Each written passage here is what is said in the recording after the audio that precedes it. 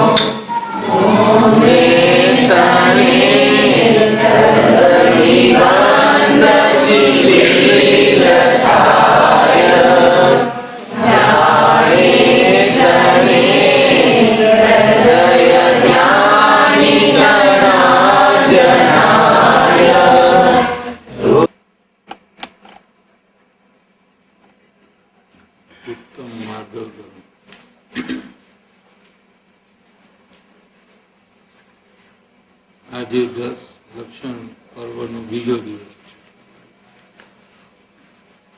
ગઈકાલે ઉત્તમ સમાધર્મનો દિવસ હતો. આજે ઉત્તમ માર્દવ ધર્મનો દિવસ છે. સનાતન જૈન ધર્મનો અનાદિ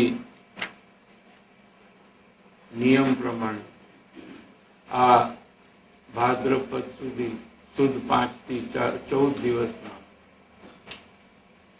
5 થી 14 સુધીના 10 દિવસોને 10 લક્ષણ પર્વ કહેવાય અને તે જ સાચા પર્યુષણ છે. આજે ઉત્તમ માર્દવ ધર્મનો દિવસ હોવાથી પદ્મનંદી પંચવિસંતિકા શાસ્ત્રમાંથી એનું વર્ણન વંચાય છે. તેના વર્ણનના 2 શ્લોક છે. ઉત્તમ માર્દવ એટલે ઉત્તમ નિરાભિમાનતા. સમ્યક દર્શન સહિત નિરાભિમાનતા તે ઉત્તમ માર્દવ ધર્મ છે. ઉત્તમ ક્ષમા માર્દવ વગેરે 10 ધર્મો સમ્યક દર્શન સહિત જીવોને જ હોય છે, એ ધ્યાન રાખો. આજે બીજો દિવસ ઉત્તમ માર્દવ ધર્મ. ઉત્તમ માર્દવ એટલે ઉત્તમ એટલે સમ્યક દર્શન સહિત જે નિરાભિમાનતા એટલે અભિમાનનો ત્યાગ જે છે એ ચોથે ગુણસ્થાને શ્રદ્ધા અપેક્ષાએ ત્યાગ છે અને મુનિને ખરેખર સાક્ષાત ત્યાગ હોય છે. તેને ઉત્તમ માર્દવ ધર્મ કહેવામાં આવે છે. અર્થ ઉત્તમ જાતિ, કુળ, બળ, જ્ઞાન વગેરેના અભિમાનનો ત્યાગ તે માર્દવ છે. આ માર્દવ ધર્મનું અંગ છે. જેઓ પોતાની સમ્યક જ્ઞાન રૂપી દ્રષ્ટિથી સમસ્ત જગતને સ્વપ્ન તથા ઇન્દ્રજાલની સમાન દેખે છે, તેઓ તે ઉત્તમ માર્દવને કેમ ન ધારે? अर्थात अवश्य धारण करे छे। मान जे छे ए जातिनुं होय छे अथवा कुळनुं होय। उच्च कुळ उच्च जाति ए पूर्वना पुण्यना फल स्वरूप जीवने मळे छे। जो उच्च कुल में जन्मते हैं ये नामकर्म की एक प्रकृति है। नाना वर्ण आदि 8 कर्म है। नाना वर्ण, दसना वर्ण, मोहनी, अंतराय, आयु और नाम एक नाम कर्म है। इसकी त्राणु प्रकृति है। इसमें इसके फल स्वरूप कोई जीव को उच्च जाति उच्च कुल में जन्म हो, लेकिन इसका अभिमान वो करे, अपने को बड़ा महान इसके कारण से माने, तो इसको पाप होता है वहां। ऐसा भाव ज्ञानी को आता नहीं है, क्योंकि ये शरीर का संबंध वाला कुल और जाति है। और जो अपने को आत्मा जानते और मानते हैं उनको शरीर की या कुल की जाति या मान से कोई मतलब नहीं होता है। मुख्य रूप से मुनिराज को ऐसा धर्म हो गया है। बल, शरीर बल विशेष हो, कोई शरीर से बलवान होता है, कोई शरीर से कमजोर होता है। तो जो बलवान होता है वो उसको उसका अभिमान आना, ऐसा, और ज्ञान का कोई जानकारी किसको विशेष हो, कोई समझाने के उदय में हो, इसका पूर्व कर्म का उदय ऐसा हो कि उसको किसी को समझाने का उदय हो, शास्त्र स्वाध्याय आदि का ऐसा पूर्व कर्म के अनुसार होता है।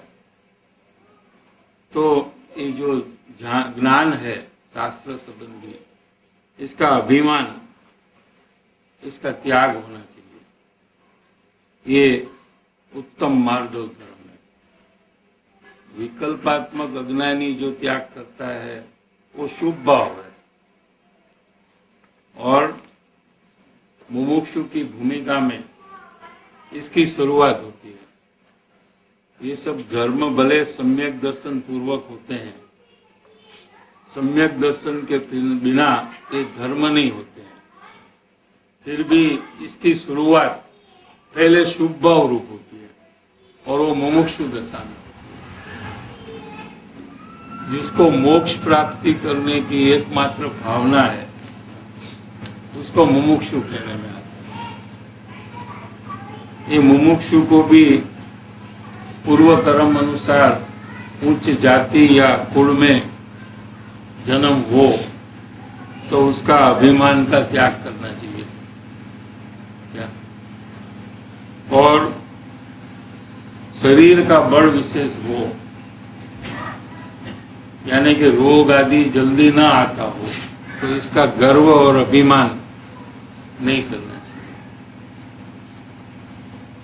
और किसी को ज्ञानावरण कर्म का रस मंद होने पर पूर्व भाव में यहाँ ज्ञान विशेष खिल जाता है, तो उसको शास्त्र संबंधी ज्ञान विशेष हो सकता है। और दूसरे का ज्ञानावरण कर्म जो है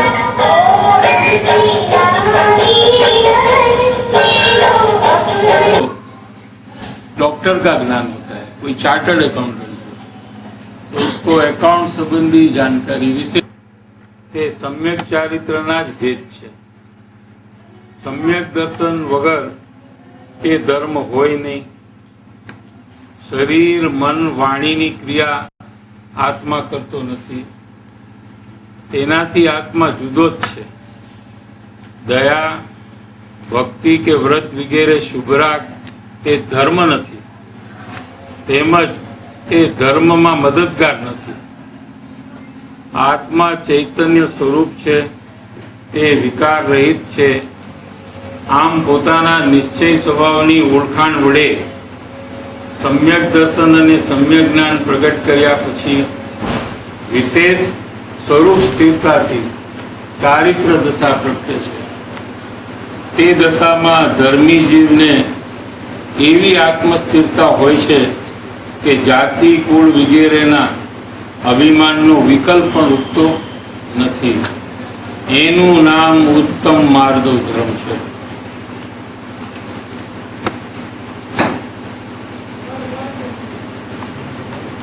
मन, शरीर, मन और वाणी, इसकी क्रिया तो आत्मा करता नहीं है. माने शरीर में बल हो और वाणी में कहने की ताकत हो, समझाने की ऐसी वाणी हो, और मन में भी ऐसी क्षमता हो.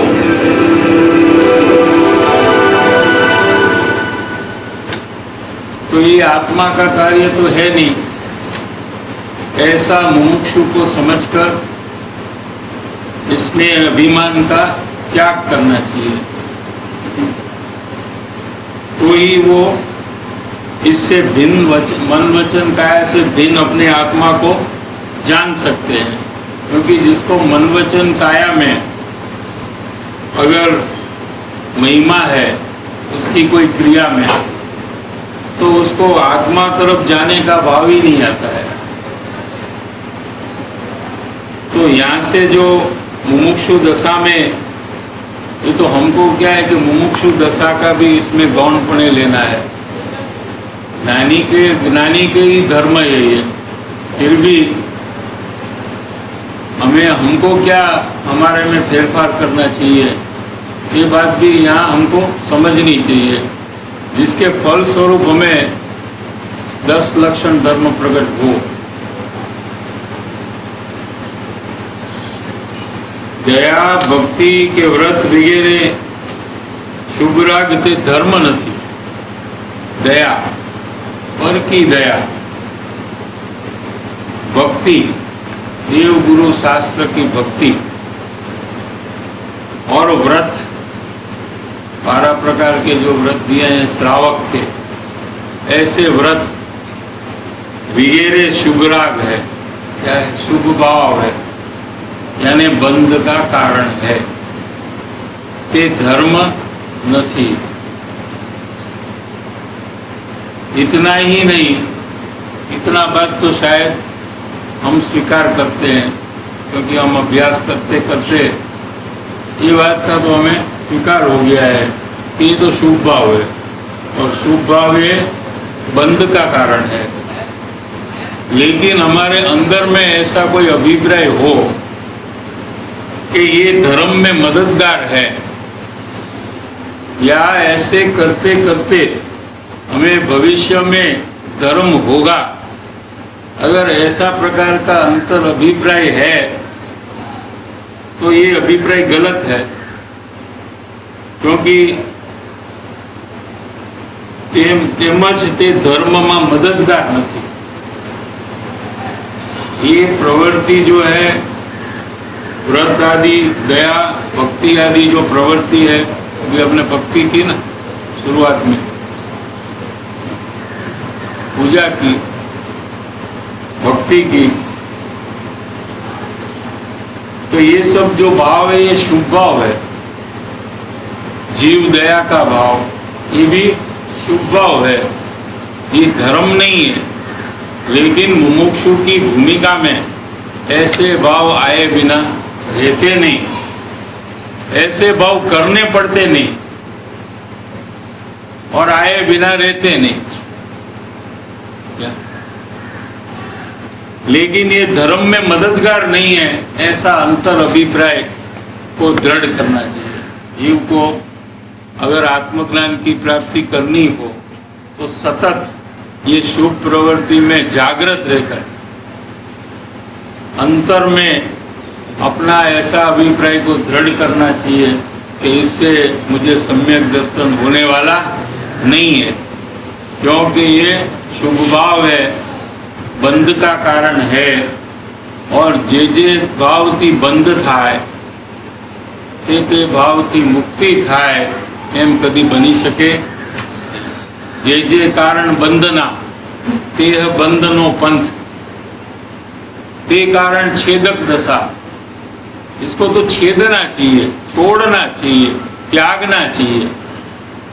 या शुभ भाव का त्याग ये आत्मा की प्राप्ति का कारण है। शुभ भाव की वृद्धि ये आत्मा की प्राप्ति का कारण नहीं है। समझ में आ रहा है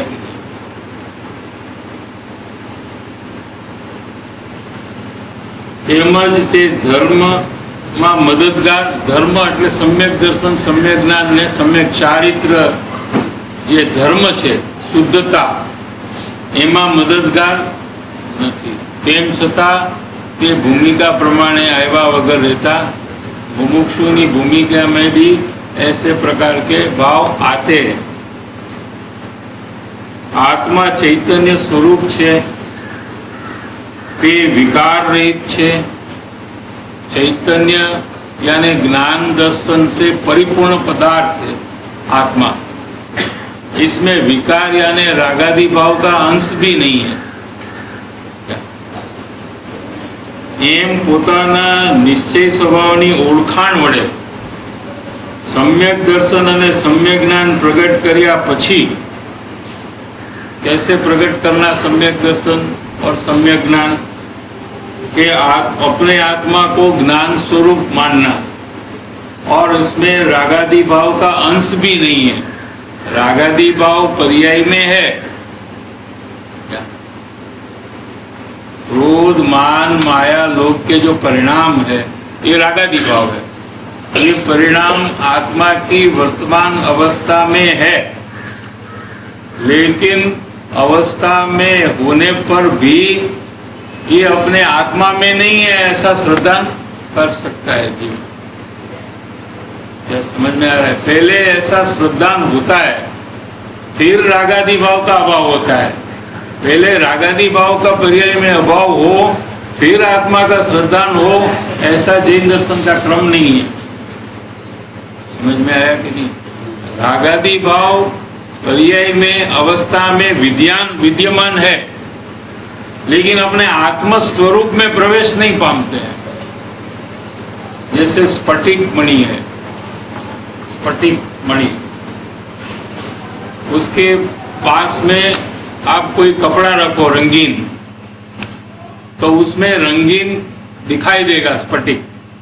लाल रंग का कपड़ा रहेगा तो स्फटिक लाल रंग का दिखाई देता है, क्या नहीं दिखाई देता है? दिखाई देता है, लेकिन वो जो लाल रंग है वो कपड़े के कारण से नहीं है। स्फटिक की ऐसी योग्यता है कि वो लाल रंग रूप होता है। समझ में आया? अगर ऐसा ना हो तो कपड़े को लकड़ी के पास रख दो।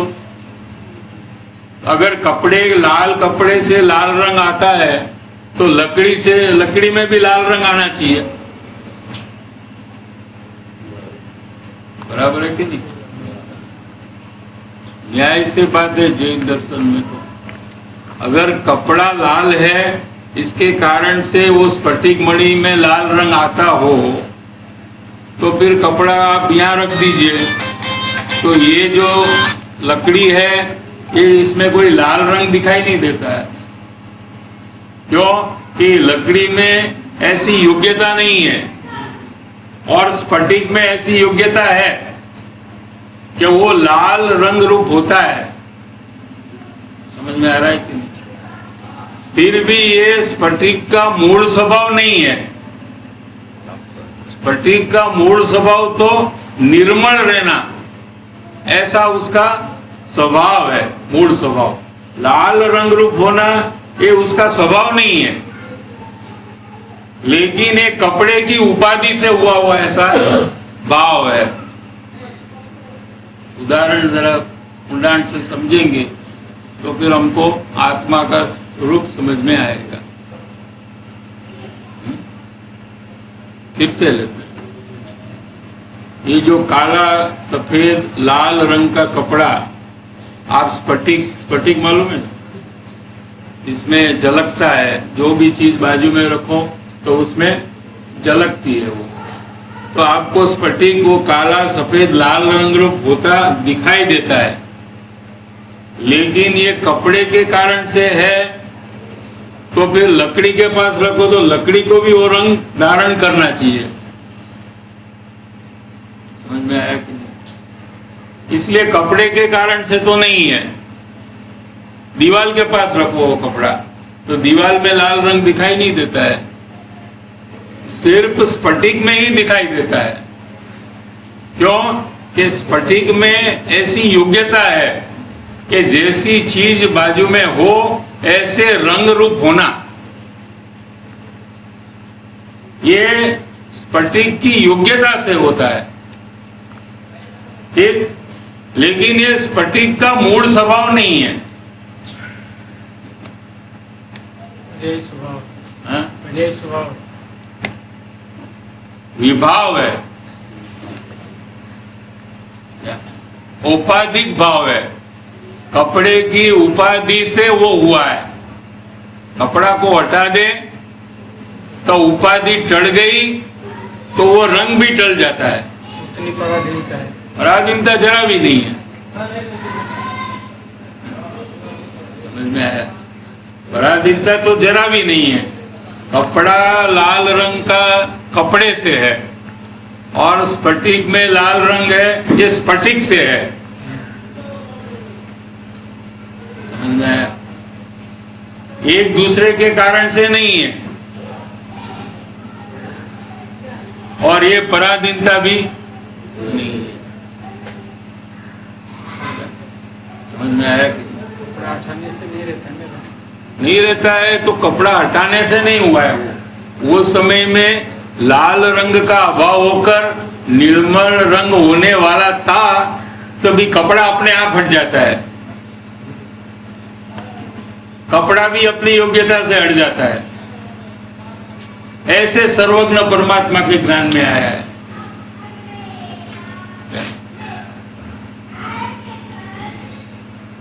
समझ में आ रहा है कि जैसा है वैसा उन्होंने बताया है। हाँ, छू तो सकते नहीं, लेकिन उसकी असर में भी आता नहीं। भिन्न रहकर असर में नहीं आता है। लो ना, ये बात आपको जब तक अंदर में संपूर्ण समाधान रूप समझ में नहीं आएगी,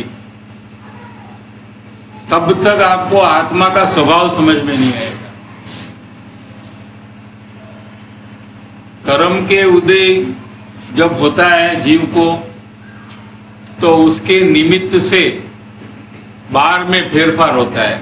जैसे अभी करंट चला गया, लाइट जाती है और आती है, म्यूजिक आता है और बंद हो जाता है।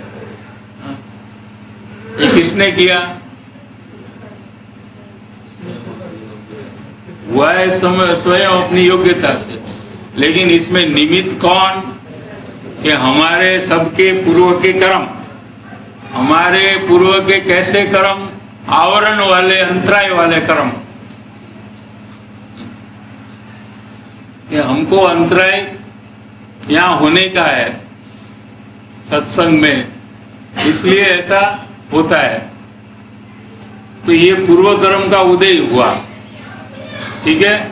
और इसके फल स्वरूप यहाँ इतना फेरफार हुआ कि म्यूजिक अपने आप चालू हो गया। ये फेरफार, और इसका ज्ञान हम सबको हुआ। क्यों? हम ज्ञान स्वरूप है ना। हम क्या है? ज्ञान स्वरूप है। तो हमें क्या होगा? ज्ञान होगा। तो हमें ज्ञान हुआ। लेकिन अज्ञान के कारण से हमको इसके प्रति द्वेष आया। समझ में आया कि नहीं? अज्ञान के कारण से ऐसा क्यों हुआ, किसने किया, ऐसा दूसरे के ऊपर आरोपित कर कर हमको किसी दूसरे पर द्वेष आया। लेकिन वो चीज स्वयं अपने कारण से चलती है, ऐसा ज्ञान नहीं है, क्योंकि अज्ञान में कारण विपरीतता होती है। जो सच्चा कारण है उपादान, उसको वो मानता नहीं है, और उसमें जो निमित्त है उसको वो कारण वास्तविक मानकर, ये अज्ञान है। इसके कारण से राग द्वेष का जन्म होता है। अज्ञान ही राग द्वेष की उत्पत्ति का कारण है। 91 नंबर की गाथा समय सार इसमें लिया है, अज्ञान थी ज कर्म बंधन था।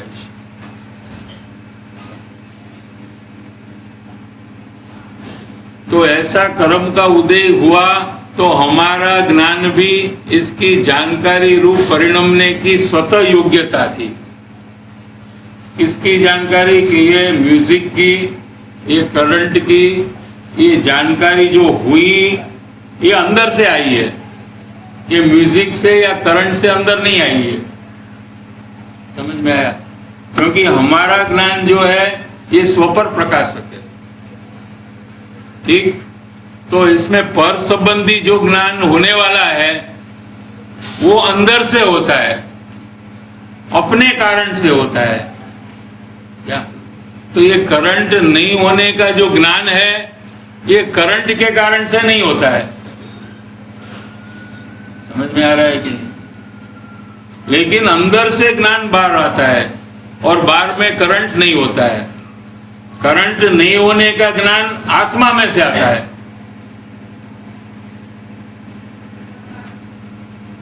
और बाहर में करंट नहीं होना अपनी योग्यता से है। ऐसे राग द्वेष जो हुआ, ये राग द्वेष का ज्ञान आत्मा को होता है। आत्मा स्वयं ये कर्म की उपाधि से राग द्वेष रूप पर्याय में होता है। समझ में आया? फिर भी जैसे स्फटिक जैसा अपना मूल स्वभाव को त्यागता नहीं है, निर्मल स्वभाव जो है उसका त्याग नहीं करता है, और लाल रंग रूप होता है।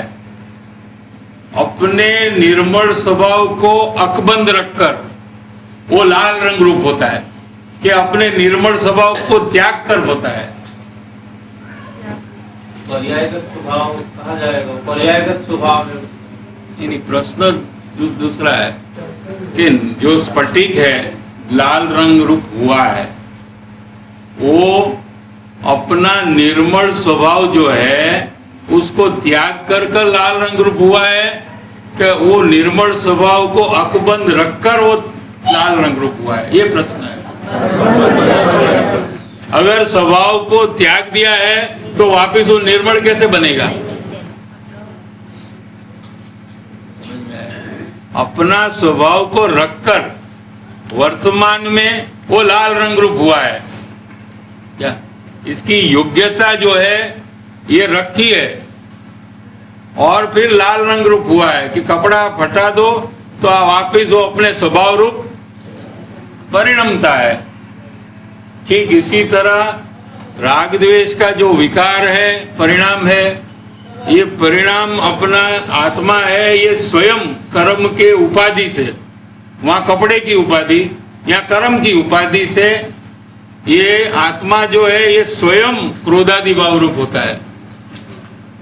लेकिन अपनी निर्मलता को अकबंद रखकर होता है, अपनी निर्मलता का त्याग कर नहीं होता है। अकबंद माने क्या बोलते हिंदी में? अकबंद ने हिंदी में शू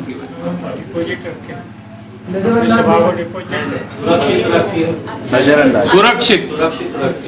अकबंद माने सुरक्षित। वो शक्ति का त्याग नहीं करता है। निर्मल रूप होना, ऐसी जो आत्मा की शक्ति है उसका त्याग कर वो लाल रंग रूप या क्रोधादि रूप नहीं बनता है।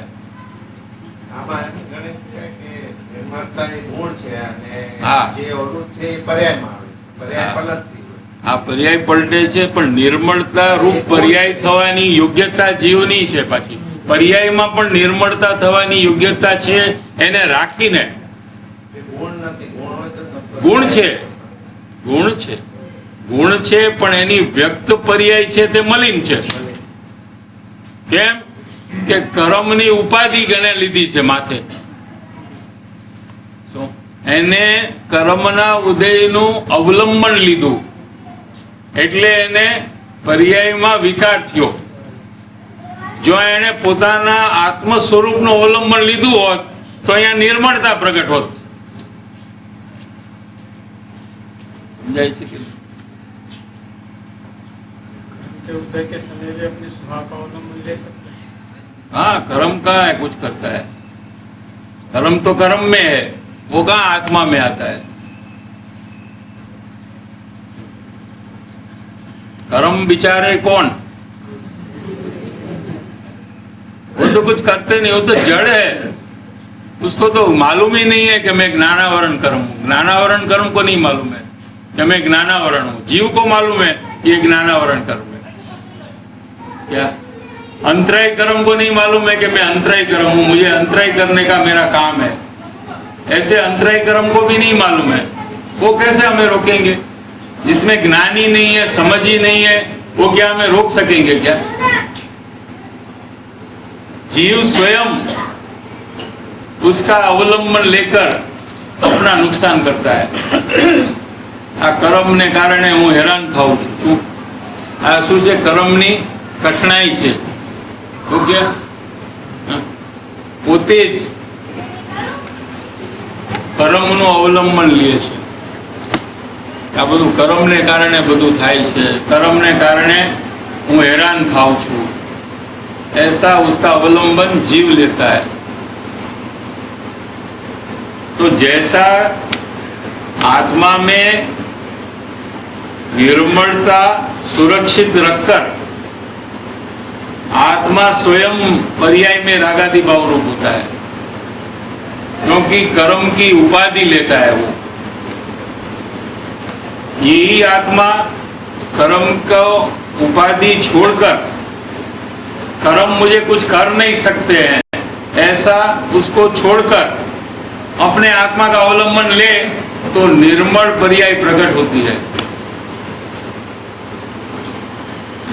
ये कौन सा गुण है? ये गुण कौन सा है? बोल. एक गुण जो है आत्मा का जो गुण है, हाँ, निर्मल पर्याय की रहती है और भार में जैसा विभाव भी आता है. ये चारित्र गुण में आता है. चारित्र गुण में ऐसा होता है. एक चारित्र अज्ञानी को मिथ्या होता है. मिथ्या चारित्र है. मिथ्या ज्ञान मिथ्या दर्शन के साथ जो चारित्र है वो मिथ्या चारित्र होता है. तो मिथ्या चारित्र में क्या अशुद्धता होती है, निर्मलता का अभाव होता है, क्योंकि वो झुकाव पर तरफ का है. चारित्र माने झुकना. पर तरफ झुकने वाले को मिथ्या चारित्र कहते हैं और स्व तरफ के झुकने वाले को सम्यक चारित्र कहते हैं. बस इतना ही फर्क है. पर तरफ जब पर का उदय है कर्म का और बाहर में ये सब फेरफार हुआ तो अपना ज्ञान है, उसको जानने का स्वभाव वाला है, वो समय में आत्मा पूरा वो बाजू झुक जाता है. उसको बदलने में, उसमें फेरफार करने के लिए उसमें सावधानी कर लेता है, तो मिथ्या चारित्र का परिणमन चालू हो जाता है. इसके बदले वो अपने ज्ञान में रहे. कैसे? कि वो तो जैसे होने वाला ऐसा हुआ है और वो द्रव्य से हुआ है, किसी भिन्न द्रव्य ने वो कार्य किया ही नहीं है. ऐसे ज्ञान में अगर जानकारी हो तो ये अपने ज्ञान स्वभाव में रुक सकता है और आत्मा का अवलंबन लेने से सम्यक चारित्र प्रकट होता है, जो निर्मल है, शुद्ध है.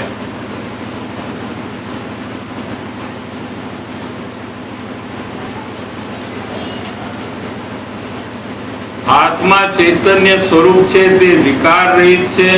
આમ પોતાના નિશ્ચય સ્વભાવની ઓળખાણ વડે सम्यक दर्शन ने सम्यक ज्ञान प्रकट કર્યા પછી विशेष स्वरूप स्थिरता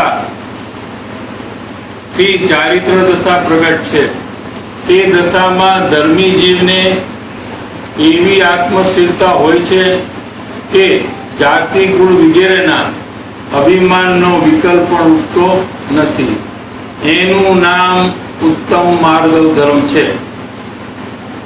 जो जो गुणस्थान है वो अनुसार तारतम्यता और स्थिरता होती है. जितनी आत्म स्थिरता है वो अनुसार उत्तम मार्गव धर्म होता है.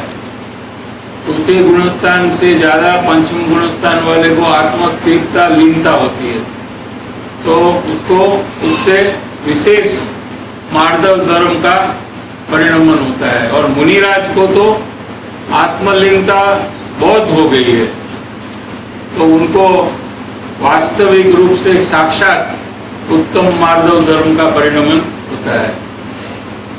जे चैतन्य स्वरूप आत्मा ने ओळखे नहीं અને શરીર કુટુંબ કુળ વગેરેને પોતાના માને તેને કદી જાતિ મત વગેરે ટળે નહીં અને તેને ઉત્તમ માર્ગવ ધર્મ હોય नहीं. क्या कहते हैं कि जो अपने आत्मा को पहचानता नहीं है उसको शरीर कुटुंब कुल वगैरह में उसको अपने मानने पर जाति मत होता है, ये कभी उसको टलता नहीं है. क्योंकि आत्मा का तो कोई कुटुंब नहीं है. कुटुंब अपना है, ये अपने को शरीर मानता है, वही कुटुंब को अपना मान सकता है. क्योंकि आत्मा को तो कुटुंब है ही नहीं, माँ बाप नहीं है, भाई बहन नहीं है, बच्चे नहीं है. आत्मा को शरीर के साथ सब संबंध वाले हैं. जिसने कुटुंब को अपना माना उसने शरीर को अपना माना है और आत्मा को भिन्न माना है. तो उसका जाति में जाति मत वगैरह टलता नहीं है. धर्मी जीव ने खरेखर जाति कुल धन वगैरह नो मत होतो નથી. કેમ કે તે જાણે છે કે હું તો ચૈતન્ય સ્વરૂપ આત્મા છું. આત્માને શરીર જ નથી અને માતા પિતા કુળ જાતિ ધન વગેરે પણ આત્માને નથી. આમ પોતાના સમ્યક જ્ઞાન વડે સમસ્ત જગતને પોતાથી જુદું દેખનારને निराभिमानपणु केम न होय ज. हम लोग को ऐसा प्रश्न होता है कि ज्ञानी को कैसे निराभिमानपणा हो सकता है. गुरुदेव श्री कैसे कि कैसे नहीं हो सकता है. आत्मानी जाति शुद्ध चैतन्य धातु नित्य आनंद कंद छे. आत्मा छे ये आनंद स्वरूप छे. वितरागता आत्मा नो कूड़ छे. वितरागता है आत्मा की फैमिली है, उसका स्वदेश है. ने चैतन्य केवल ज्ञान लक्ष्मी नो तो पोते स्वामी छे. ये सिवाय बीजा कोई जाति कुल के लक्ष्मी ने ज्ञानी पोतानु मानता. ज्ञानी भी कुटुंब में है, रहते हैं, कुल भी उनका होता है, पैसा आदि भी उनके पास हो सकते हैं, लेकिन वो उसको अपना मानते. તેથી તેમને તેનું અભિમાન હોતું નથી. કોનું અભિમાન? કુટુંબનું, પૈસાનું, જાતિનું, એવું કોઈ અભિમાન. અને જ્ઞાનનું. જ્ઞાન भी पहला है ना, शास्त्र संबंधी ज्ञान है, उसका अभिमान ज्ञानी को कभी होता नहीं. शरीर के शरीर संबंधी कोई पदार्थो ज्ञानी ने પોતાપણે ભાસતા નથી, લાગતા નથી. પોતાના છે એમ લાગતા નથી. રાગ કે અધૂરા જ્ઞાનને પણ તે પોતાનું સ્વરૂપ માનતા નથી.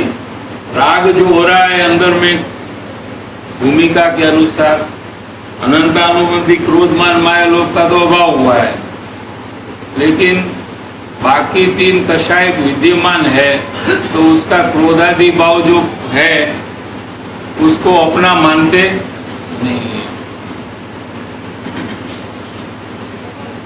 और अधूरा ज्ञान को माने ये जो क्षयोक्षम ज्ञान है ये अधूरा ज्ञान है, क्या उसको अपना मानते नहीं है. તે પોતાનું સ્વરૂપ માનતા નથી, પણ પરિપૂર્ણ સ્વભાવને જ પોતાનો જાણીને તેની શ્રદ્ધા કરે છે. આમ હોવાથી જ્ઞાનીને જાતિમત, કુળમત, જ્ઞાનમત કે બળમત હોતા નથી. આત્મજ્ઞાન વગર આ ચાર મદ છે એ ટળતા નથી. જાતિ, કુળ વગેરેને પોતાથી જુદા જાણ્યા છે, તેથી તેનું અભિમાન થતું નથી. ज्ञानी इसका अभिमान होता नहीं.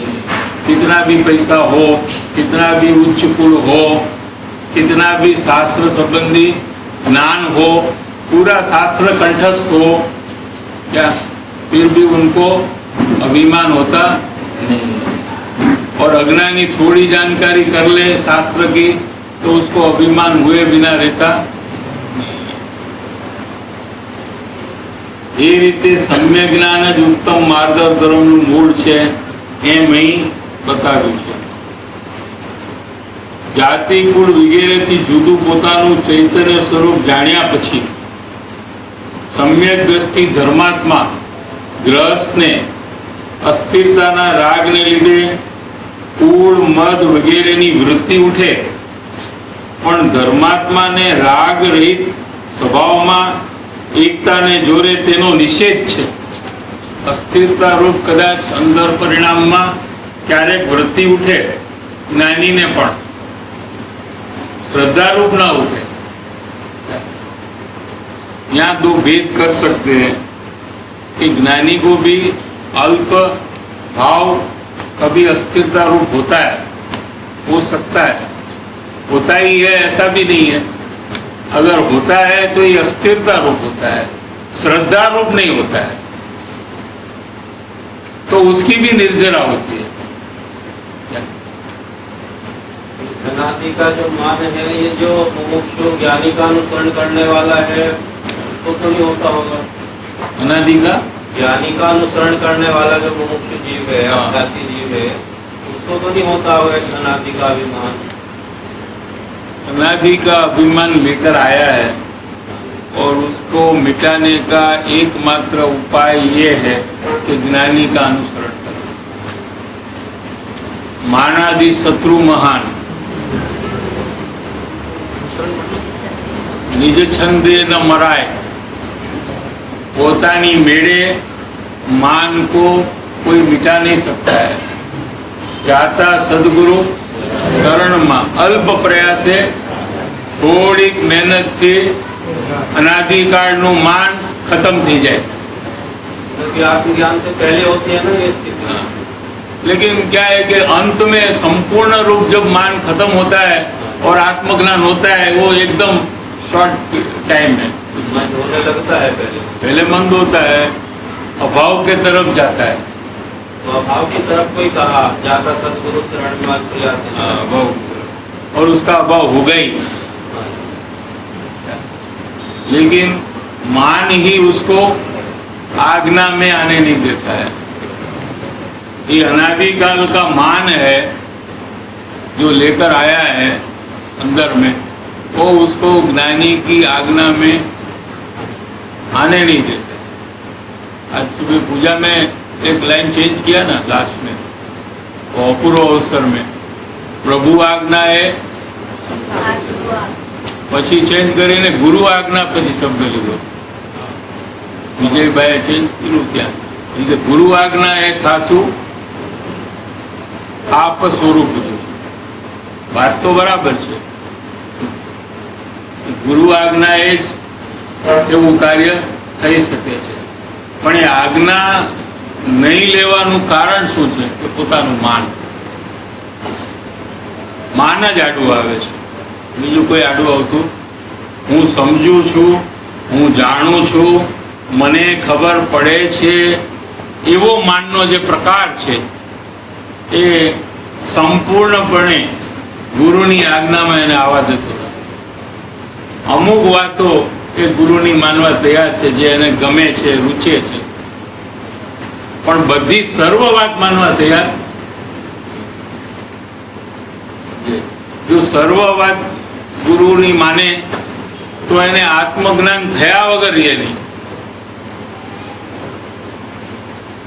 કેમ કે ગુરુ એને એક જ ઉપદેશ આપે, અંતર્મુખ થા, અને જે આજ્ઞામાં હોય એ અંતર્મુખ થઈ જાય, અને નો હોય એ પ્રશ્ન પૂછ્યા કરે કે કેમ થવું, કેવી રીતે થવું, ક્યારે થવું, હમણાં થાવ કે પછી થાવ, આટલા કામ પછી કરું, આટલા શાસ્ત્ર વાંચીને પછી કરું, આટલી યાત્રા કરીને પછી કરું કે પહેલા કરું, સવારે કરું કે સાંજે કરું.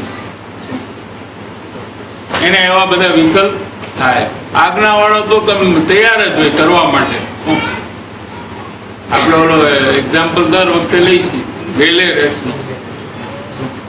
रिले रेस हो ना, हम एक वो चीज लेकर दौड़ता है तो वहाँ कोई खड़ा रहता है तो उसके हाथ में वो देगा तो फिर वो लेकर वो दौड़ेगा. એને શું કહેવાય? Relay race. हाँ, वो रेस रहता है ना, ये आज्ञा का परिणमन का प्रकार बताना है, इसमें रेस का नहीं बताना है.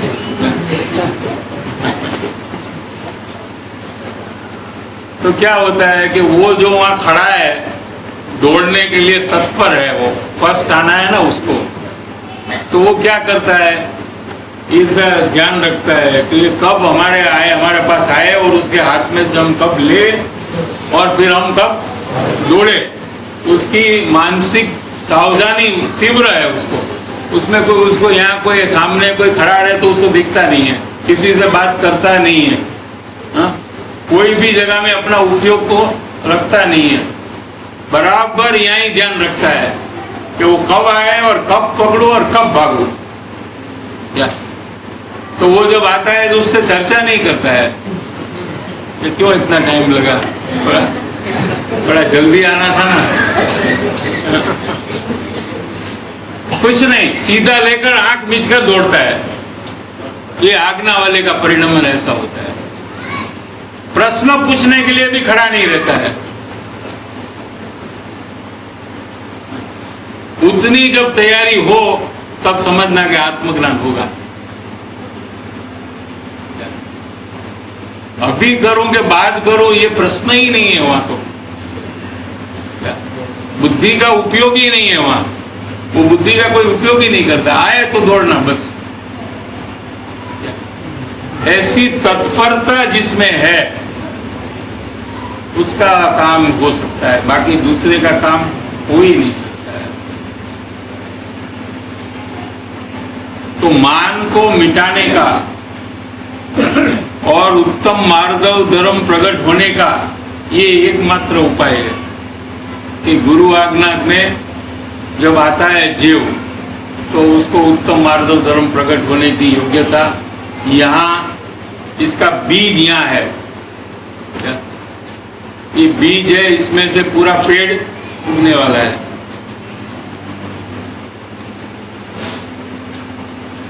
તે રાગને પોતાનું સ્વરૂપ જાણતા નથી.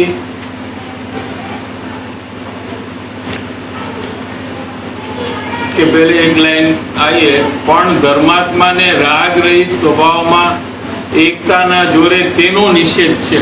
તેનો નિષેધ છે તે વૃત્તિનો. कई वृत्ति नो? जाति कुल आदि नी वृत्ति नो. ये अस्थिरता रूप की जो बात हुई उसमें ये भी एक भाव समझना चाहिए कि जिसको अस्थिरता रूप ज्ञानी को जब जाति मल का कुछ वृत्ति उठती है तो उसको धर्मात्मा अपना जो स्वभाव है उसका विशेष अवलंबन लेकर तोड़ देते हैं. ऐसे उदय में भी स्वभाव का दृढ़ अवलंबन लेते हैं और ये वृत्ति जो है इसका निषेध करते हैं. તે રાગને પોતાનું સ્વરૂપ જાણતા નથી. રાગનો આદર નથી પણ स्वभावનો જ આદર છે. राग विद्यमान है, कभी आदर राग का नहीं है, स्वभाव का ही है. તેથી પરમાર્થે तो तेवो सम्यक ज्ञान वड़े तेना ज्ञाता ज छे. ये रागादि भाव के ज्ञाता दृष्टा है, करता नहीं है. वृत्ति उठे कभी कभी हो सकता है, चलिया है यहाँ. अस्थिरता रूप होता है ना। मुमुक्षु दशा में श्रद्धा से भूल है, दो भेद है, एक अश्रद्धा रूप है और एक अस्थिरता रूप है। मुमुक्षु दशा में तो श्रद्धा में विपरीतता है, जाति और मल ये कुल के भी जो श्रद्धा है उसमें भूल है, वो मिट जाती है मुमुक्षु दशा में। फिर भी कोई अंश पूर्व संस्कार वश अज्ञान अवस्था में जो संस्कार पड़े हैं, इसका अंश अंदर में अगर रह जाए तो जब ये ऐसा कर्म का उदय आता है तो अस्थिरता रूप कभी कभी वृत्ति उठती है, लेकिन ये वृत्ति को निषेध आत्मा का अवलंबन लेकर करते हैं, इसलिए ये वृत्ति की निर्जरा होती है, बंधन नहीं होता है। समझ में आया कि नहीं? घणું બધું માર્ગદર્શન આમાં ગુરુદેવ શ્રી આપ્યું છે. આપણે કેટલા વાગ્યા સુધી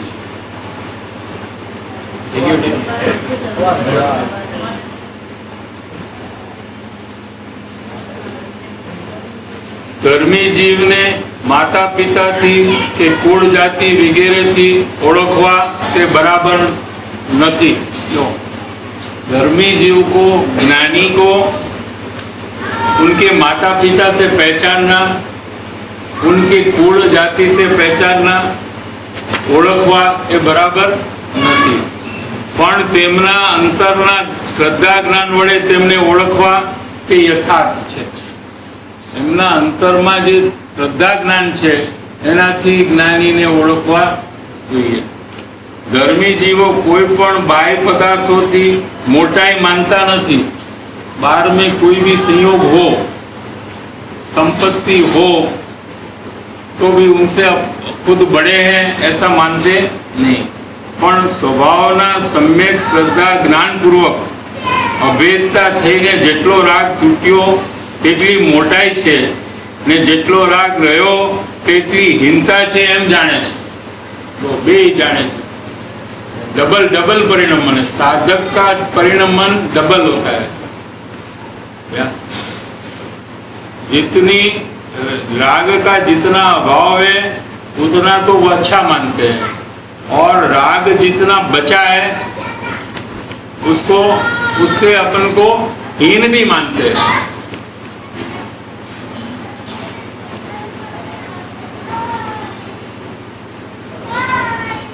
ने जेटलो राग रह्यो तेटली हीनता छे एम जाणे छे. बहारना पदार्थोथी पोताने मोटो मानवो ते मद छे. पैसा हो तो मैं बड़ा हूँ. अभी क्या है कि आप शॉपिंग में जाओ और पैसा लेकर नहीं जाओ, ठीक है, और क्रेडिट कार्ड भी नहीं ले जाना, कुछ भी ना, तो फिर आपको क्या भाव होता है देखना.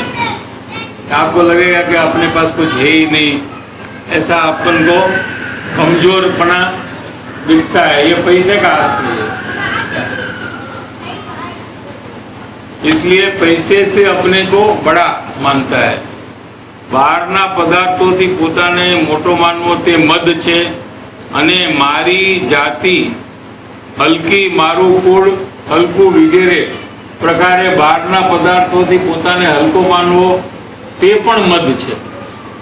बड़ा मानना ये तो मद है, अभिमान है, ये तो हम लोग सब मानते हैं कि नहीं, लेकिन अपने को हल्का मानना ये भी मद है. ये कोई गुण नहीं है, ये भी एक अभिमान का ही प्रकार है. हलकू वगैरे प्रकारे बहारना पदार्थोथी पोताने हलको मानवो ते पण मत छे. केम के तेणे जाति कुळमां अहमपणुं कर्युं छे, ए पण पोतापणाने कारणे आवा भाव आवे छे. पहेला सम्यक श्रद्धा ज्ञान कर्या पछी विशेष पुरुषार्थ वडे स्वरूप स्थिरता प्रगट करीने संत मुनि दशामां जाति कुळ वगैरेना विकल्प तोड़ीने वितरागी स्थिरता वधारवानी वात छे. पण उत्तम निर्माणता कोने कहेवाय? तेनुं ज जेने भान नथी એને ઉત્તમ માર્ગવ ધર્મ ક્યાંથી હોય? આત્મા નિત્ય જ્ઞાનગન છે. દેહાદિ અનિત્ય સંયોગો તે આત્માનું સ્વરૂપ નથી. જેમ ઘીનો ઘડો એમ બોલાય છે પણ તે ખરું સ્વરૂપ નથી, તેમ જ્ઞાનીને ઓળખવા માટે એમ બોલાય છે કે આ માતા, આ પિતા, આ કુળ, આ જાતિ, પરંતુ ખરું સ્વરૂપ એમ નથી. જ્ઞાનીને તેમના આત્માથી ઓળખવા તે જ સાચી ઓળખાણ છે. શું કહે છે? જેમ ઘીનો ઘડો છે, ઘડો છે માટીનો, પણ એમાં ઘીથી ભરેલા ને ઘીનો ઘડો કેવો એવો વ્યવહાર છે. ऐसा कोई घड़ा नहीं है जो घी से बना है, घी नो घड़ो, लेकिन ऐसा कोई घड़ा नहीं है जो घी से बना है. घड़ा तो मिट्टी से बना है, लेकिन उसमें घी भरा है, इसलिए उसको घी का घड़ा कहना. ऐसे ज्ञानी तो आत्मस्वरूप ही है, लेकिन व्यवहार से उनको माता पिता आदि का पहचान करने का भाव व्यवहार से कर सकते हैं, लेकिन वास्तविक पहचान तो उनको उनके आत्मा से करनी चाहिए. તે સાચી જ ઓળખાણ છે.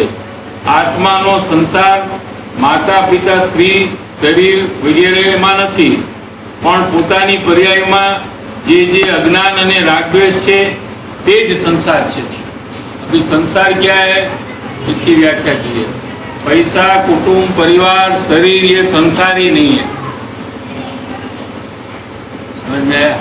तो कल की जो बात थी भरत चक्रवर्ती, उसका समाधान अभी हो जाएगा. क्या क्या कहा अभी? पैसा, शरीर आदि, कुटुंब, परिवार ये सब संसार नहीं है. वहाँ संसार ही नहीं है, वो तो पर वस्तु है. संसार तो आत्मा की पर्याय में है, वो संसार है. क्या संसार है? કે અજ્ઞાન અને રાગદ્વેષ તે જ સંસાર છે. મિથ્યાત્વ તે સંસાર છે. जीव का संसार क्या है? मिथ्यात्व. हाँ? पर में अपना करना, ये पर में है या अपने में है? ये जो अपनत्व पर में किया है, ये अपने अंदर में किया है कि बाहर में किया है? अपनी अवस्था में हमने किया है, पर अपना हुआ ही नहीं है, हो ही नहीं सकता है. लेकिन हम जबरदस्ती उसको अपना मानते हैं. ये तो अपनी अवस्था में मानते हैं ना. यही संसार है. और ये अपनत्व छोड़ना, यही संसार का त्याग है. इसलिए भरत चक्रवर्ती को संसारी नहीं कहते हैं. 96,000 रानी है, फिर भी उनको संसारी नहीं कहते, क्योंकि उनकी पर्याय में संसार का भाव है ही नहीं. क्या? मिथ्यात्व नहीं है.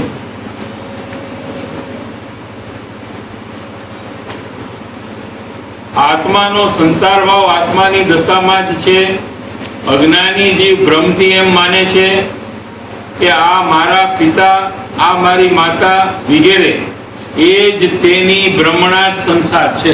એ માન્યતા જે છે એ જ સંસાર છે. લ્યો કેટલું સહેલું કરી નાખ્યું. संसार को मिटाना है हो तो अपनी मान्यता को बदलना है. बस दूसरे को कुछ करने का नहीं है. जो माता पिता, कुटुंब, परिवार आदि को, उसमें कोई फेरफार नहीं करने का है. अपने अंदर में ये मेरे हैं, ये मान्यता छोड़ देने की है. क्यों छोड़नी? कब छोड़नी? कि वो चले जाए बाद, कि वो है तब. क्या रे? चाइला जाए પછી કહો નહીં क्या मारा था, मेरे होते तो क्यों चले जाते. कि जब है तभी खराब लगे ना को. सेवा का भाव नहीं रहेगा. सेवा का भाव नहीं रहेगा. सेवा का भाव नहीं रहेगा. सेवा का भाव मेरे बने से होता है. ऐसा है कि नहीं है? तो गुरुदेव के तो कोई थे नहीं, तो उनकी किसी ने सेवा की कि नहीं? नहीं पिए? मेरा पुण्य का भाव आया था कि हाँ? मेरे गुरुदेव हैं इसलिए सेवा की। नहीं, मेरे गुरुदेव वो तो कहने के लिए है। आपके थोड़ी मान, जैसे आपके बेटे को आप अपना मानते हैं, जैसे गुरुदेव को अपना मानते हैं।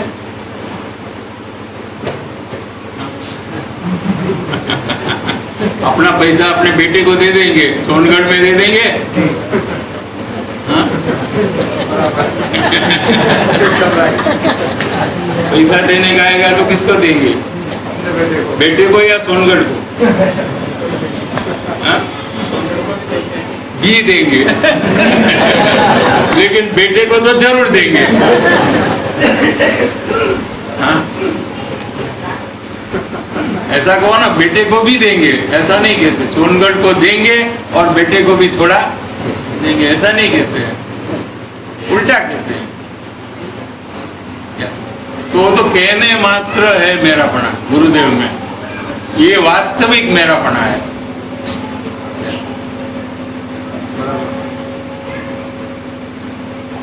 तो सेवा का क्या है, वो भी एक कर्म है। कि भाई ऐसा कर्म का उदय होता है तो कोई सेवा करने वाला आता है। अगर कर्म का उदय नहीं होता तो कोई सेवा करता, उसमें मेरापने का कोई हिसाब ही नहीं है उसमें।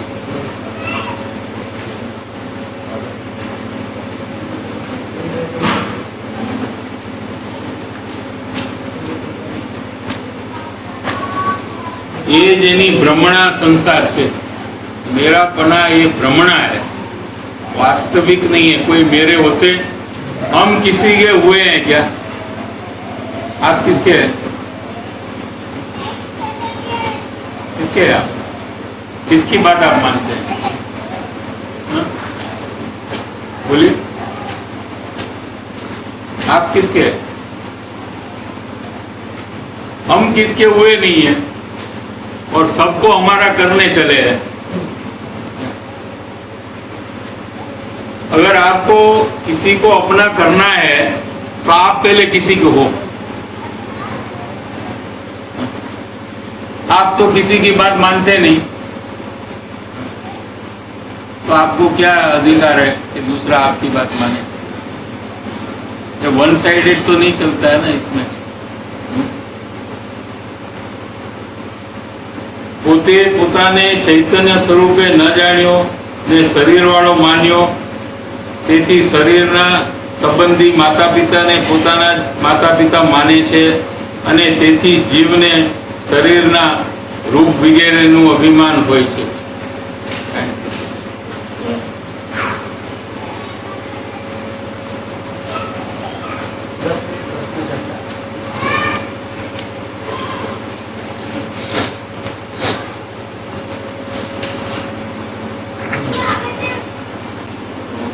जानते हुए कि मैं इसके बिना मेरा कल्याण नहीं आगे, मैं किस कारण के परिणाम रहते हैं इसको बार बार ढूंढता होकर के इस परिणाम को छोड़ने का क्या है?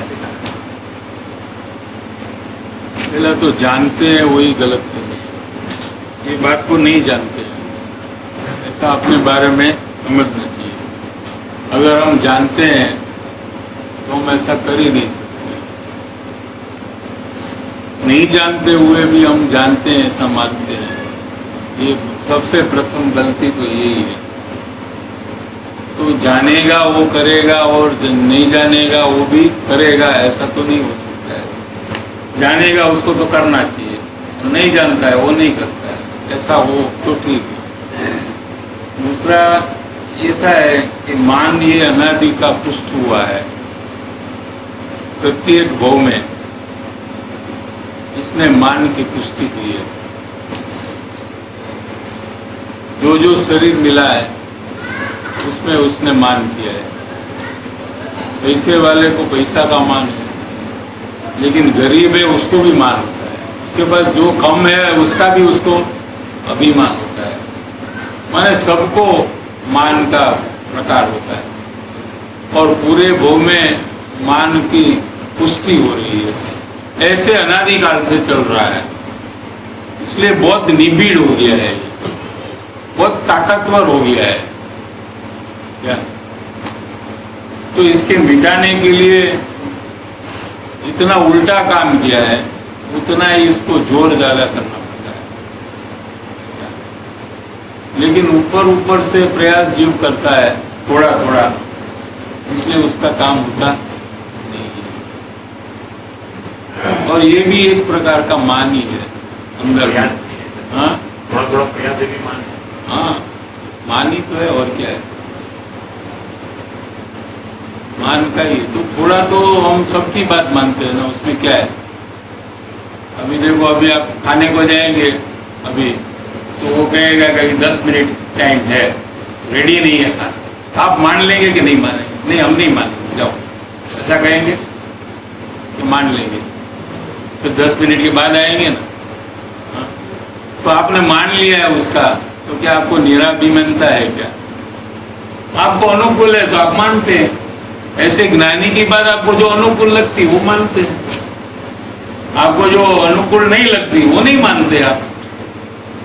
लेकिन जो मानते हैं उसका हिसाब रखते हैं, जो नहीं मानते उसको गौण कर देते हैं। समझ में आया? नहीं मानना बोल के नहीं मानता, या उसको आज्ञा पे नहीं चल सकता, उसके लिए नहीं मानता। ऐसी आज्ञा क्यों देंगे ज्ञानी के जिसके आज्ञा पर आप नहीं चल सकते?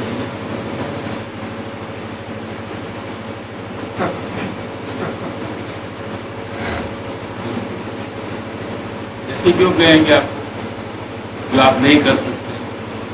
आप मानते हैं कि आप नहीं कर सकते, लेकिन ज्ञानी तो मानता है कि आप ये सब कर सकते हैं, तभी तो आपको कहते हैं।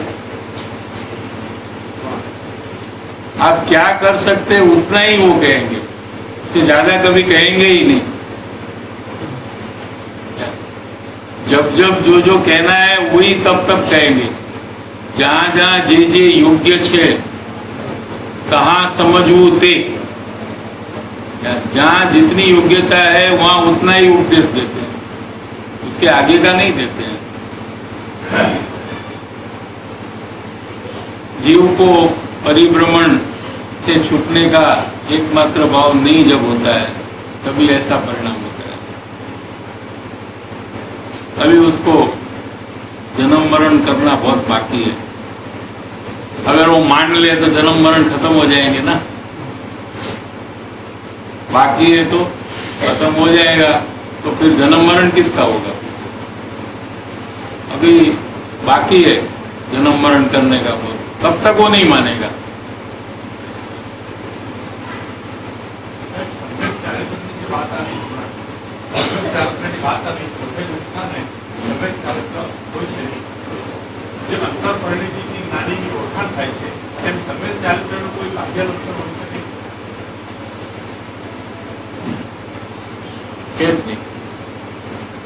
જ્ઞાનીનું કોઈ બાહ્ય લક્ષણ નથી, ચાલો ને, આખા જ્ઞાનીના કોઈ પણ વસ્તુનું બાહ્ય લક્ષણ નથી, અંતર લક્ષણ છે ખાલી, ચારિત્રનું નહીં પણ કોઈ વસ્તુનું નથી, અંતર લક્ષણથી જ છે બધું। શું છે કે સમ્યક ચારિત્રનો પ્રકાર જ્ઞાનીનો સ્વરૂપ આચરણ છે। શું છે? સ્વરૂપનું અનુસરણ છે। હવે એમાં બાહ્ય લક્ષણ કેવી રીતે મળે? એમાં સ્વરૂપ અંદર છે, એનું અનુસરણ પણ અંદર જ હોય, એનું બહારમાં શું લક્ષણ હોય? કેવી રીતે હોય? આપણે અહીંયા અંદરમાં સત્સંગ કરીએ તો બહારમાં રોડમાં કોઈ હોય એને બાહ્ય લક્ષણ શું મળે? એનું કઈ બાહ્ય લક્ષણ હોય જ નહીં। એ બધું છે એ બધું અંદર જ છે ને। અહીંયા એને અંદર આવીને જોવે તો એને ખબર પડે કે આ લોકો અહીંયા સત્સંગ કરે છે। પણ એ બહારમાં રોડમાં ઊભો ઊભો બાહ્ય લક્ષણની રાહ જોઈને બેઠો હોય કે બહારમાં મને કઈ સંકેત મળે તો હું માનું, એવું તો કઈ છે નહીં।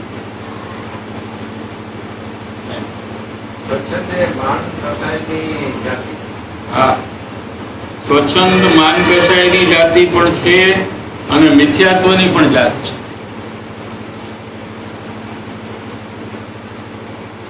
મિથ્યાત્વ ખરેખર તો સ્વચ્છંદને કારણે ટકેલું છે। સ્વચ્છંદની હાનિ થાય તો જ મિથ્યાત્વનો અભાવ થાય।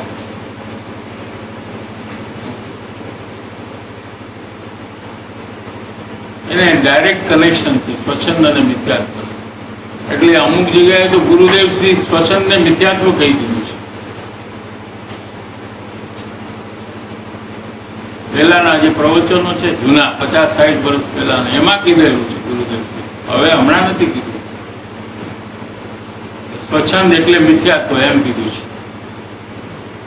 એ પણ મને કોકે બતાવ્યું, પ્રફુલ્લે જ મને બતાવ્યું. મારે વાત થતી હતી ત્યારે અમુક વર્ષ પછી એને મને કીધું કે મારા વાંચવામાં આવ્યું છે આજે આ સ્વચ્છંદને ગુરુદેવ મિથ્યાત્વ કીધું છે. સ્વચ્છંદ એટલે મિથ્યાત્વ એમ કીધું. એટલે મિથ્યાત્વને ગાઢ કરે છે સ્વચ્છંદ. મિથ્યાત્વને તાકાત દે છે. સ્વચ્છંદ એટલે આંધળાપણું. પોતાના હિત માટે જે આંધળો છે એને નામ સ્વચ્છંદ. અને મિથ્યાત્વનો ભાવ પણ એ જ છે. मान की जो बात है अपना रिव्यू हो गया, ये क्या बोलना है? ये बहुत ताकत वाला, बीट स्ट्रॉन्ग, एकदम पावरफुल हो गया है. और प्रत्येक समय में मान करते करते करते करते उसमें इतना बल आ गया है कि अभी जीव की इच्छा से उसमें कोई फेरफार नहीं होता.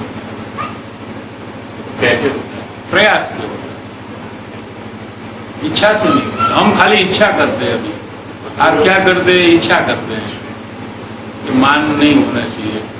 क्या प्रयास कितना करते हैं? क्या प्रयास है? क्या है? खास पदार्थ है? आगना अपना दोस्त का देखना, इसका स्वीकार करना. ये स्वच्छंद गलता है. अपना दोस्त का पक्ष नहीं करना और गुरु आज्ञा में आना. दोषों का निवेदन भी तीसरा में आएगा ये. गुरुदेव से मुनिराज अपने दोस्त का निवेदन करते, ऐसा आएगा. आज आया था, सीडी में आया था. तीसरा में वो तो ना तीसरा जो हुआ ना उसमें आया था कि मुनिराज भावलिंगी संत अपने दोस्त का निवेदन अपने आचार्य के ऊपर करते हैं. तो हमारे से ऐसा हो गया है. जब मुनिराज करते हैं तो हमको हमारी पोजीशन में क्या होना चाहिए? जिनको 3 कषाय का अभाव हुआ है और गुरुदेव श्री उनको कहते हैं कि हालता चालता सिद्ध छे. आ बोला स्थिर छे ने ऊपर में स्थिर, ऊपर में लटके छे એ સ્થિર છે. આ હાલતા ચાલતા સિદ્ધ છે.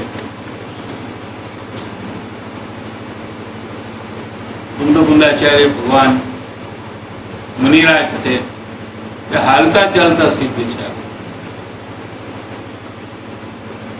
वो जब अपने गुरु को, कोई भी मुनि रहते हैं तो अपना दोष व्यक्त करते हैं, उसकी क्षमा मांगते हैं.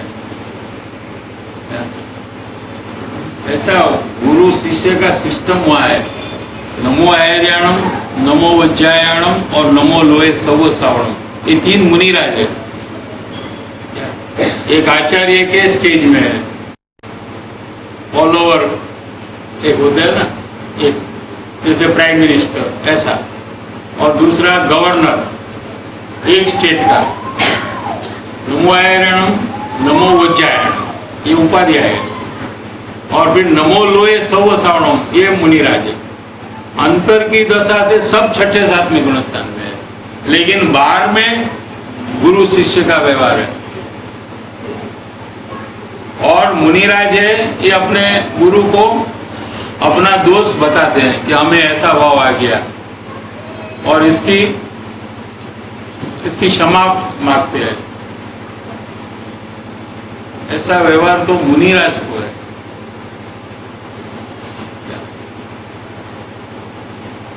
हमारी भूमिका में तो हमको दोस्त का पक्ष तो करना ही नहीं.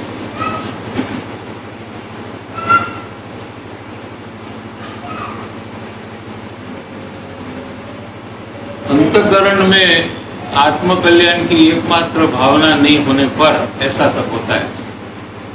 अभी संसारिक पदार्थ की रुचि और रस है और वो सब चाहिए, इसके कारण से ये भूमिका में जीव नहीं आता है. हमेशा सरकारी रस छोड़ना पड़ता है या हाँ? अगर ऐसा सिचुएशन है तो पहले उसको सरकारी रस छोड़ना पड़ता है हाँ। या फिर ये भूमिका में आने से सब रस छूटता है? मैंने दोनों एक साथ कनेक्टेड है। जैसे कि कभी कोई ज्ञानी आज्ञा करते हैं तो ये जीव नहीं मानता है, क्योंकि उसको संसार के रस में विघ्न पड़ता है।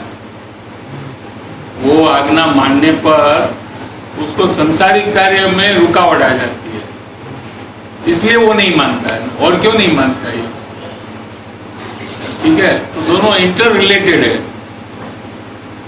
तो ये भी संसारिक रस तोड़ने का ही उपाय है आज्ञा मानना, और संसारिक रस टूटने से आज्ञा में आता है। ऐसे दोनों एक साथ अनुसंधान है, दोनों का इंटर रिलेटेड है।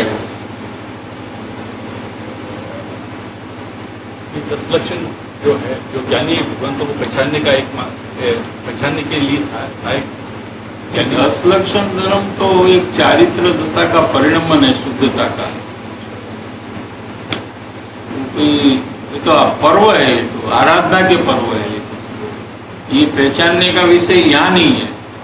10 लक्षण पर्व मतलब ज्ञानी गौणपणे है, थोड़ा थोड़ा का है, लेकिन मुख्यता से ये उद्देश्य नहीं है कि ज्ञानी को कैसे पहचाना। लेकिन दोपहर को जो हम गाथा लेते हैं वो अज्ञानी को कैसे पहचाना, वो है। ऐसा जिसमें नहीं है वो ज्ञानी। नास्ति से तो समझ सकते हैं आप, समझ में आए तो वो है। समयसार में जो गाथा है वो विषय है इंटरकनेक्टेड। माने कोई कहे कि गरीब कौन है, तो कि गरीब माने इसके पास ये नहीं है, वो नहीं है, ये नहीं है, तो फिर पैसे वाला कौन है कि ये सब है। तो गरीब के बारे में बात कर कर पैसे वाले के बारे में समझ सकते हैं, पैसे वाले के बात कर कर गरीब को भी समझ, ये इंटर रिलेटेड है। गरीब में जो नहीं है, मद की बात नहीं थी, पैसे वाले को कैसे जान सकते, ये बात है अवश्य। गरीब में भी मद है ना, उसके पास जो है उसका अभिमान नहीं है, उसके पास टूटा फूटा रहेगा तो वो भी नहीं देगा आपको। उसको भी बराबर संभाल कर प्रेम से रखेगा वो। जैसे अपने बड़ी चीज रखते हैं वैसे वो छोटी छोटी चीज को भी संभाल कर लॉक में रख देगा, नहीं करता है। आपको जाना पड़ेगा उनके घर में देखने के लिए। उनको भी वही सब आदत है जो हमको है। जो नहीं है उसका भी मत है, हाँ, जो नहीं है उसका भी मत है, हिंसा का भी मत है। हो सकता है, वो तो सबको है, पैसे वाले को भी हो सकता है, मत तो सबका। लेकिन यह क्या बात करना कि जो है उसकी बात नहीं। अभिमान तो उसका, वो तो दूसरी चीज जब आएगी तभी उसका अभिमान होगा, अभी कहाँ आएगा।